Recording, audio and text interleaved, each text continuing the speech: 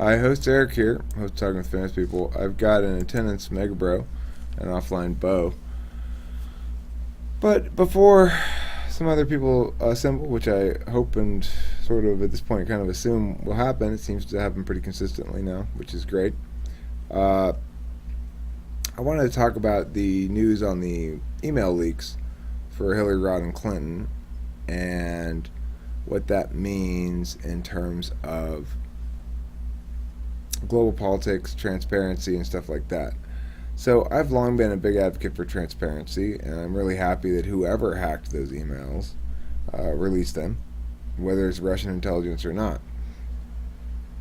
The FBI says it appears to be Russian intelligence that hacked the Democratic Democratic National Committee's emails,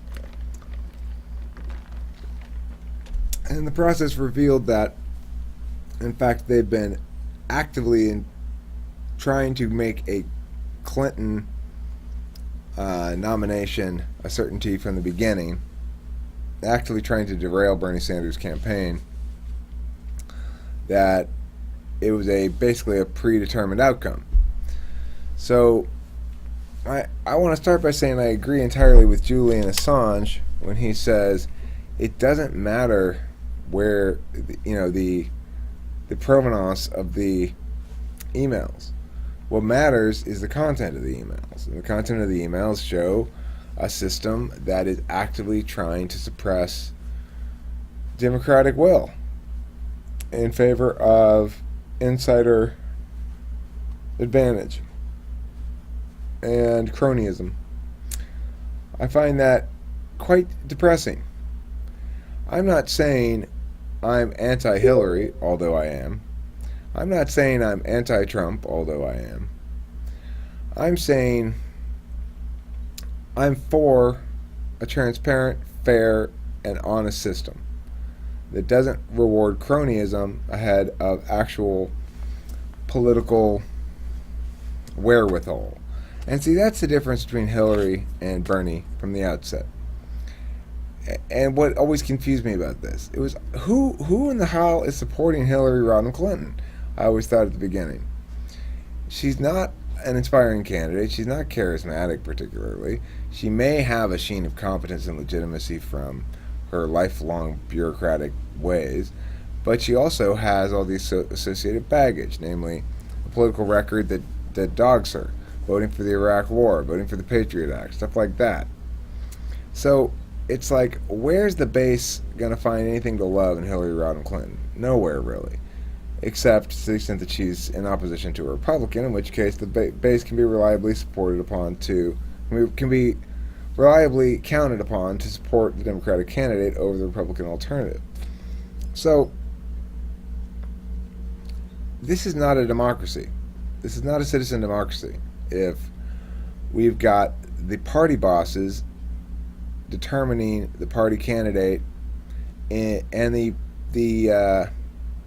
primaries are fundamentally irrelevant. It doesn't matter which Democratic candidate the voters actually prefer, that the Democratic National Committee is going to maneuver and connive their way into making Hillary the candidate regardless. Again, it's not anti-Hillary sentiment that's causing me to be appalled here and concerned, deeply concerned.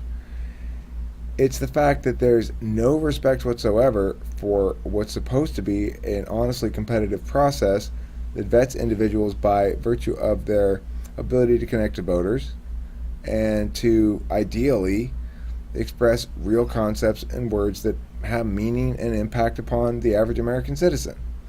Instead, we've got this nightmarish situation where the party bosses, according to the dictates of cronyism, at least in the Democratic Party, are apparently predetermining the nominee from their party, rather than having their party actually reflect the will of the voters. It's resulted in one, resignation, or firing, I'm not sure which, of the chair of the Democratic National Committee, whose name I forget, she's some lady. Regardless, man, that shit's crooked. That shit's crooked, corrupt, and un-American. The fact that Hillary Clinton is still going to end up being the Democratic nominee is appalling. It's It's inconceivable. It's unethical and awful, and marks a dark moment in American history. I strongly advise every person in America, to the extent they want any sort of advice on who to vote for a third-party candidate, somebody other than Trump or Hillary Clinton. That's what I'd strongly advise. Feel free to write in Host Eric if you'd like. I don't think I'm going to win it on my write-in campaign here, since it's the first time it ever occurred to me. But Host Eric's down to take the job. I'll do a good job. It'll be the first YouTube presidency ever. The whole thing going to be on YouTube. Seriously. That's what my presidency is going to be. It's going to be the Talking with Famous People presidency. Alright, so that's my thoughts on the Democratic National Convention. Hillary and their whole crooked, corrupt bullshit that needs to stop. Thanks for watching Talking with Famous People. And remember, we're all citizens in it together. Let's not fight with each other over partisan bullshit. Let's fight for principles.